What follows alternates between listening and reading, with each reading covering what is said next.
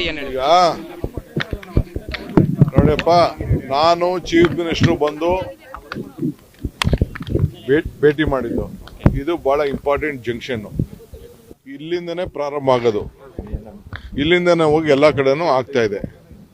So ಇವರು ಅನೇಕ court ಆರ್ಡರ್ಗಳು ತಂದ್ಬಿಟ್ಟು obstruction ಮಾಡ್ತಾ ಇದ್ರು. ಆಮೇಲೆ ನಮ್ಮ ಆಫೀಸರ್ಸ್ಗೆಲ್ಲ ಇವರು ಕೋಆಪರೇಟ್ ಮಾಡ್ತಿರ್ಲಿಲ್ಲ. ಅದಕ್ಕೆ ನಾನು ಹೇಳಿದ್ದೀನಿ, ಡಿಸಾಸ್ಟರ್ ಮ್ಯಾನೇಜ್ಮೆಂಟಲ್ಲಿ ಎಲ್ಲ ಒಡೆದು ಬಿಸಾಕಿ ನೀರು ಫ್ಲೋ ಆಗಬೇಕು. ನಮ್ಗೆ ಯಾರು ಆಸ್ತಿನೂ ಹಾಳು ಮಾಡೋಕ್ಕೆ ನಮ್ಗೆ ಇಷ್ಟ ಇಲ್ಲ. ಬಟ್ ಇಲ್ಲಿ ನೀರು ಹೋಗಲೇಬೇಕು. ನೀರನ್ನ ನಾವು ನಿಲ್ಸೋಕ್ಕಾಗಲ್ಲ. ಯಾರದೇ ಪ್ರಾಪರ್ಟಿ ಆಗಿರಲಿ, ನನ್ನ ಪ್ರಾಪರ್ಟಿ ಆಗಿರಲಿ, ಇನ್ನೊಬ್ಬರು ಪ್ರಾಪರ್ಟಿ ಆಗಲಿ, ಯಾರದೇ ಪ್ರಾಪರ್ಟಿ ಆಗಲಿ, ಇಲ್ಲಿ ನಾವು ನಿಲ್ಸೋಕ್ಕಾಗಲ್ಲ. ಸೊ ಅದಕ್ಕೆ ನಾನೇ ಬಂದು ಸ್ಪಾಟ್ನ ಕ್ಲೀನಾಗಿ ನಾನು ನೋಡಿದ್ದೀನಿ. ನನಗೆ ಅರ್ಥ ಆಗಿದೆ.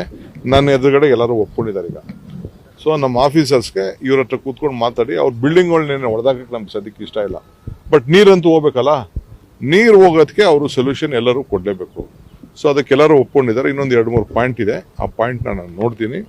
ನೋಡ್ಬಿಟ್ಟು ಈಗ ಅದನ್ನು ಕೆಲಸ ನಾವು ಮಾಡ್ತೀವಿ. ಯಾಕೆಂದರೆ ಇಲ್ಲಿ ಶುರು ಆಯಿತು ಅಂದರೆ ಕೊನೆಯವರೆಗೂ ಲಾಸ್ಟ್ವರೆಗೂ ತೆಗೆದುಕೊಂಡು ಹೋಗೋದು. ಇಲ್ಲೇ ನಿಲ್ಲಿಸಿಸ್ಬಿಟ್ಟು ಅಲ್ಲಿ ಮೇಲ್ಗಡೆ ಸಮಸ್ಯೆನ ಪ್ರಾಬ್ಲಮ್ ಆಗ್ತದೆ. ಅದಕ್ಕೆ ಎಲ್ಲರೂ ಅವ್ರದ್ದೇನಾರಿತ್ತು ಅವ್ರು ಕಾಂಪನ್ಸೇಷನ್ ಕೊಡ್ತೀವಿ. ಸಪೋಸ್ ಅವ್ರು ಕೋರ್ಟ್ ಆರ್ಡ್ರು, ದಾಖಲೆನೋ, ಕೇಸು ಏನೇನೋ ಮಾಡ್ಕೊಂಡಿದ್ದಾರೆ, ಅದಕ್ಕೆಲ್ಲ ಏನು ಬೇಕಾದ್ರೂ ಕಾಂಪನ್ಸೇಷನ್ ಕೊಡ್ತೀವಿ. ಸೊ ಕಾನೂನು ಪ್ರಕಾರ. ಯಾಕೆಂದರೆ ಇಲ್ಲಿ ಭಾಳ ದೊಡ್ಡ ಕೆರೆ. ಇಲ್ಲಿಂದ ನಾಗವಾರದಿಂದ ಮುಂದಕ್ಕೆ ಹೋಗೋದೆಲ್ಲ ಕಂಪ್ಲೀಟ್ವರೆಗೂ ಹೋಗ್ತದೆ. ಆ ದೃಷ್ಟಿಯಿಂದ ನಾನೇ ಸ್ಪಾಟಾಗಿ ಬರ್ತೀನಿ ಅಂತ ಅವತ್ತು CMನ ನಾನು ಇಲ್ಲಿ ಕರ್ಕೊಬರೋಕ್ಕಾಗಲಿಲ್ಲ. ಅದಾದಮೇಲೆ ನಾನು ಕೇಳಿದ್ದೀನಿ. ಸೊ ಅದಕ್ಕೆ ನಾನೇ ನೇರವಾಗಿ ಎಲ್ಲರಿಗೂ ಪಾರ್ಟಿಗಳಿಗೆ ನೋಟಿಸ್ ಕೊಟ್ಟಿದ್ದೀನಿ.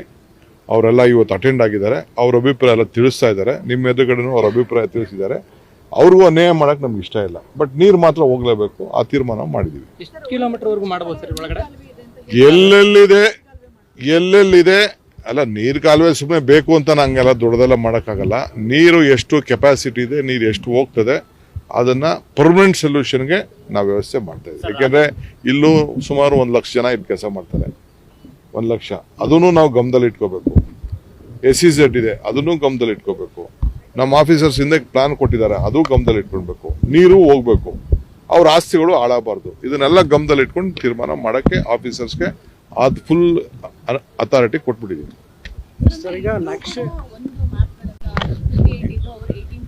ಅವರೆಲ್ಲ ಕರೆಕ್ಟ್ ನೋಡಮ್ಮ. ಈಗ ಮ್ಯಾಪ್ ಕರೆಕ್ಟು ತಪ್ಪು ಅನ್ನೋದು ನನಗಿಲ್ಲ. ನೀರು ಹೋಗ್ಬೇಕಷ್ಟೇ.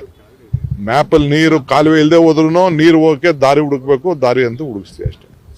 ಬಿಜೆಪಿ ಅವರು ನಿನ್ನೆ ಕಸದ ಸೆಸ್ ಪ್ರತಿಭಟನೆ ಇಲ್ಲ ಅವರು ಕೊಡ್ತಾರೆ. ಬಟ್ ಅವ್ರ ಕಾಲದಲ್ಲೇ ಆಗಿದ್ದಂತ ತೀರ್ಮಾನ ಏನು ಅನ್ನೋದನ್ನ ಅವ್ರಿಗೆ ಮನವರಿಕೆ ಮಾಡ್ಕೊಡ್ತೀನಿ. ಅದನ್ನ ಅವ್ರೇನು ರೆಪ್ರೆಸೆಂಟೇಷನ್ ಕೊಟ್ಟಿದ್ದಾರೆ ಇನ್ನೂ ನಾನು ನೋಡಿಲ್ಲ.